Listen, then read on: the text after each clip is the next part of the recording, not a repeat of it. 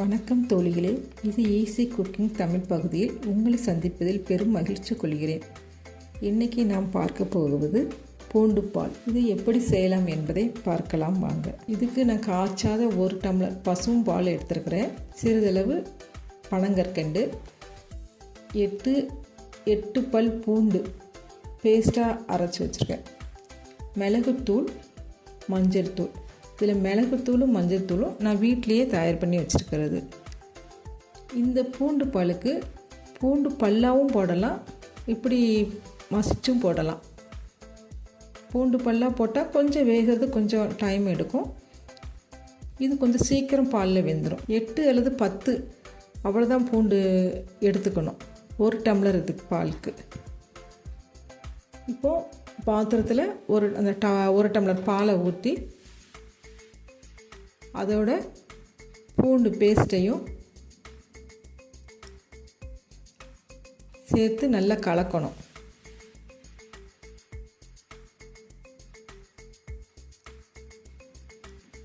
பாலோட அந்த பூண்டு பேஸ்ட்டு மிக்ஸ் ஆகும். நல்லா மிக்ஸ் ஆன உடனே ஸ்டவ்வை ஆன் பண்ணணும். ஸ்டவ்வை ஆன் பண்ண உடனே அதை சிம்மில் வைக்கணும் ஸ்டவ்வை. இப்போ பாலில் பூண்டு பேஸ்ட் அப்படி நல்லா மிக்ஸ் ஆகி வரும். இப்போ அந்த கரண்டியை விட்டு கலந்துக்கிட்டே இருக்கணும். பால் சூடாகி நல்லா பொங்கி வரும். அதனால் கரண்டியை விட்டு கிளறிக்கிட்டே இருக்கணும். இந்த பூண்டு பாலுக்கு பனங்கற்கண்டு தான் யூஸ் பண்ணணும்.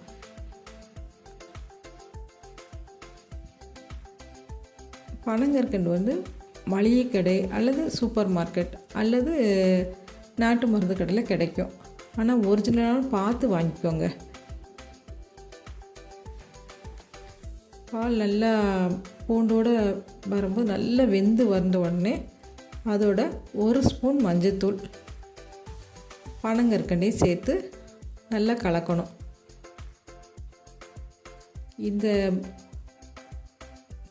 பால்லையே பூண்டு நல்லா வெந்து மசிஞ்சு வந்துடும். பால் நல்லா சூடாக இருக்கும்போது பனங்கற்கண்டு போட்ட உடனே கரைஞ்சிரும். இதை நல்லா காய்ச்சிக்கிட்டே இருக்கணும். இது நல்லா குடிக்கிற பதத்துக்கு வரும். இப்போ இந்த வாசனை எல்லாம் நல்லா சூப்பராக இருக்கும். பூண்டு வாசனையும் மஞ்சள் தூள் வாசனை, இந்த பனங்கற்கண்டு வாசனை எல்லாம் நல்லா இருக்கும். இந்த பூண்டு, மஞ்சள், பனங்கற்கண்டு இதெல்லாம் மருத்துவ குணங்கள் உள்ளது. எதிர்ப்பு சக்தியை கொடுக்கக்கூடியது வேறு. மிளகுத்தூள் இதெல்லாம் ரொம்ப எதிர்ப்பு சக்தி கொடுக்கக்கூடியது. சளி இருமலுக்கு நல்லா கேட்கக்கூடியது.